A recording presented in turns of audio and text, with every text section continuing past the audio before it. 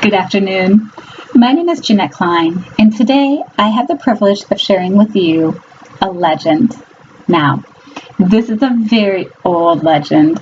In fact, my great-grandmother shared the legend with my grandmother, and my grandmother shared the legend with me when I was just a little girl, knee-high to nothing. This is the legend of Maiden Rock. Our legend takes place way up north in the wilds of Minnesota and Wisconsin, along the banks of the mighty Mississippi River. Thousands of years ago, when the glaciers moved through the area, creating what we now know as the Mississippi River Basin, they left behind these massive rock formations that are hundreds of feet tall and just beautiful natural wonders in the area that overlook the Mississippi River. Our legend takes place during the time period of the 1700s and focuses on a particular Dakota Indian tribe. Now, within this Indian tribe was a beautiful young Indian maiden. And like many beautiful young individuals, she had a number of suitors who were interested in her hand in marriage.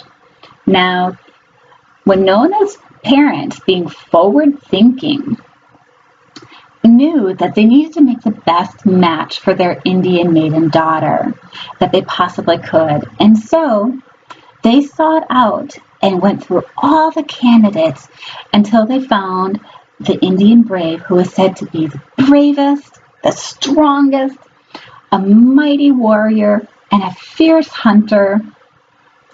And that's the person that they selected for their daughter to marry. But Winona wanted nothing to do with that. Winona had given her heart to a different Indian brave, and she loved him with all her being. So Winona begged and pleaded with her parents to let her marry this other brave that she was in love with. But Winona's parents would not listen to her cries and pleas.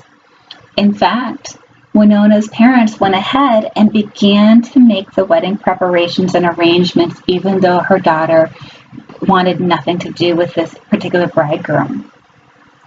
So, a short while later, before the wedding preparations, but drawing very close to the time when they were to occur, Winona's parents and some other members from the tribe had decided that they were going to go from their camping site on the Minnesota side over to the Wisconsin side of the river by Lake Pepin in order to hunt porcupines. Now, porcupines are really critical creatures. They're eminently useful. Their meat, their quills, everything about a porcupine has purpose. So the family went over there to get this hunting trip all taken care of. And Winona's parents wanted to make sure that she came along also so that nothing happened to her, being left alone and unattended back at the main campground area. Well, when they had reached the Wisconsin side of the river, they were setting up camp at the base of one of the large bluff areas down there, when, after a bit, Winona's parents realized that they didn't know where Winona had gone. And hearing a noise from up above, they looked, and way up at the top of this massive 400-foot bluff stood Winona. As Winona was standing there, and the family was looking up at her, she began to sing her death song. And as Winona sang her death song, legend has it that she denied death any power over her. And she also denied her future bridegroom any further power over her life.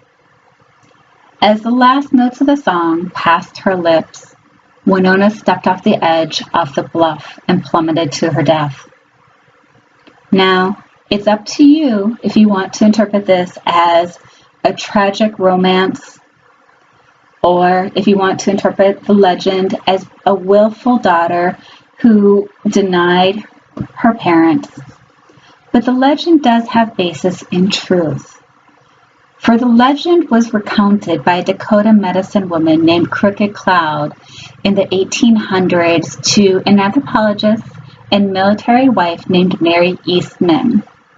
Mary Eastman collected these stories and published them in 1849. And these stories have been passed down in my family for multiple generations.